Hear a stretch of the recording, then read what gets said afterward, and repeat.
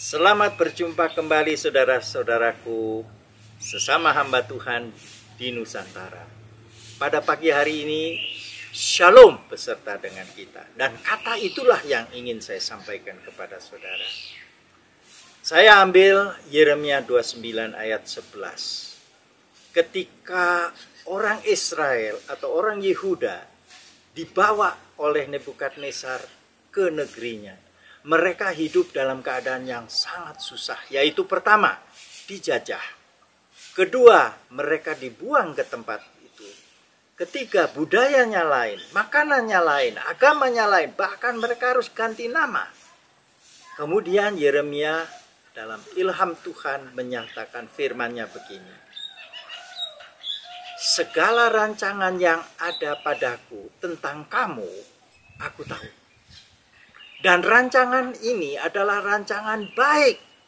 Shalom katanya. Bukan rencana kecelakaan. Untuk memberi masa depan yang penuh pengharapan. Yeremia 29 ayat 11 berkata demikian. Nah saudara-saudaraku yang kekasih. Shalom itu mengandung 3 gagasan. Gagasan pertama adalah bahwa shalom itu artinya melingkupi secara menyeluruh. Kata lain utuh, kata lain holistik, total semuanya.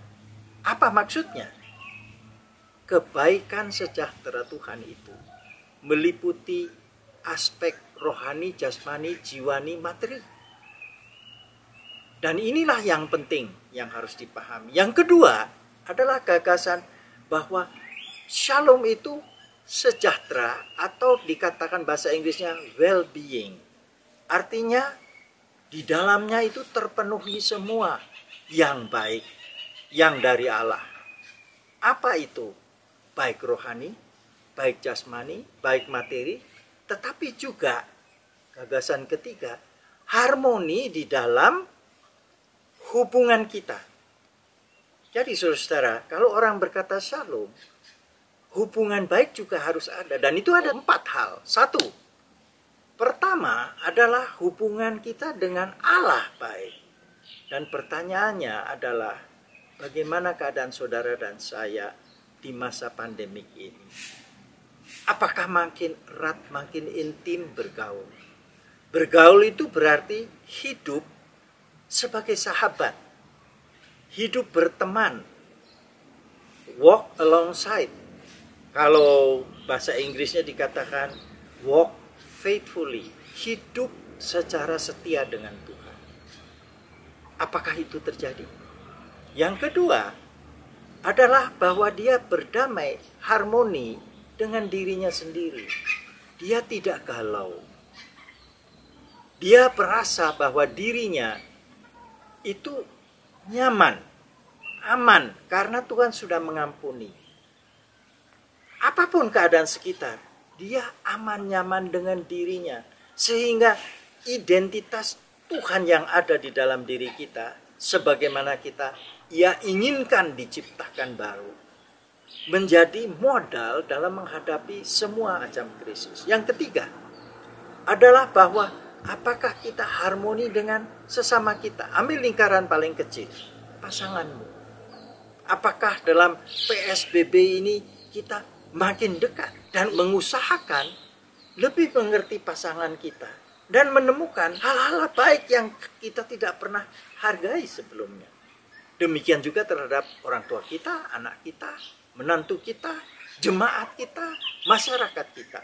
Dan yang terakhir adalah apakah saudara harmoni dengan lingkungan ciptaan Tuhan? Tanaman, satwa, pelihara, bagaimana saudara menjaga kebersihan sekeliling, rumah, taman, dan sebagainya. Nah, dalam hal ini saya mengajak saudara melihat kembali. Kalau ini kita kembangkan, maka kita mendapatkan berkat dari shalom ini. Yeremia kemudian juga menulis. Dia bilang, kamu kan dibuang, keadaan kamu susah. Tetapi katanya, usahakanlah kesejahteraan dari kota kamu. Berarti harus ada karya di dalam Tuhan kreatif untuk menjadikan kesejahteraan itu di tempat di mana saudara ada, masyarakat saudara, kota saudara. Tetapi dia menambahkan, berdoalah supaya sejahtera itu terjadi di kota kamu. Karena kalau kota itu sejahtera, kamu pun sejahtera. Saudara, kita tidak tahu pandemi berapa lama. Tetapi sejahtera itu harus diusahakan dan didoakan. Dan saya percaya baru shalom itu terjadi atas kita. Dia menutup bagian dari surat Yeremia kepada orang yang susah di dalam keadaan pembuangan. Jikalau engkau berseru kepadaku, kata Tuhan, dan berdoa kepadaku, aku akan menjawabnya. Bukankah itu jaminan? Yesus berkata, berdoalah dalam namaku. Berdoalah jikalau engkau ada di dalam aku dan firmanku di dalam kamu. Apa yang diminta diberikan. Yang kedua, mungkin yang tidak terlihat, tidak terasa adalah kehadirannya. Dia berkata begini, jikalau kau sungguh-sungguh mencari aku, ambil waktu untuk itu, aku akan menemukan engkau.